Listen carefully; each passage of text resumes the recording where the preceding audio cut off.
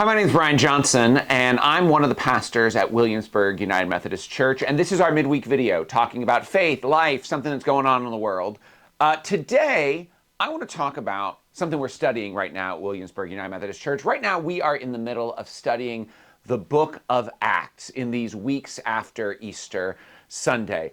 Acts is it's an important book, and I want to talk to you a little bit about why we're studying it. But first, we are studying this in a variety of ways. We're preaching on it.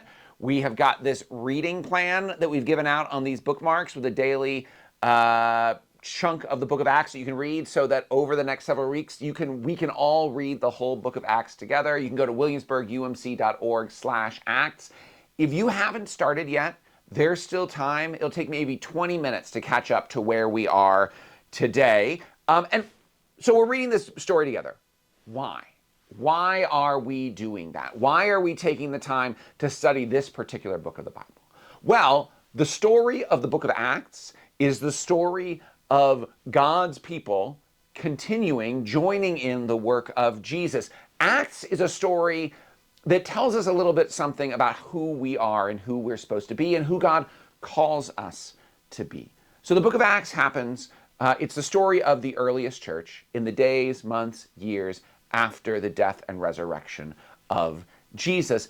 This is the church learning what does it mean to be a community, to be the people who God has called together, to be the people of Jesus when Jesus is no longer physically present with them in the same way he was before he died. That's the story that the church has been figuring out over the last 2,000 years. Acts is also the story of a church in a culture that is not particularly built for or friendly to their movement. A culture that is dominated by empires, and there's war and violence and concerns about what does it mean for this movement to be crossing social boundaries and welcoming all people in. It's a situation that is in many ways like what it means for us to be Christians today.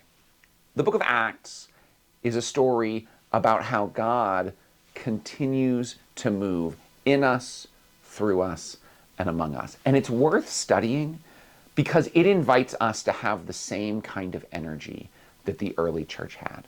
It's worth asking why this story was written down and why it made it into the Bible, right? If we worship Jesus, why is there this story of what happened after Jesus was raised from the dead in our Bibles as something that's meant to teach us, to form us as a community? Acts is written down, Acts is handed to us as a reminder that we don't have to be able to see Jesus in the flesh. We don't have to be able to look in Jesus' eyes for Jesus to be at work amongst us. And it invites us to discover the kind of work the early church was doing and to build our own work around that. So in the book of Acts, we see disciples who are excited about reaching new people and inviting them into God's community. We see God, by the power of the Holy Spirit, crossing social boundaries. The earliest followers of Jesus, right after he died and was raised from the dead, all of them knew him before he died. Within 50 days after Jesus' resurrection, all of a sudden there are people who are part of this movement who never knew him, who don't speak the same language, who are from all over the world.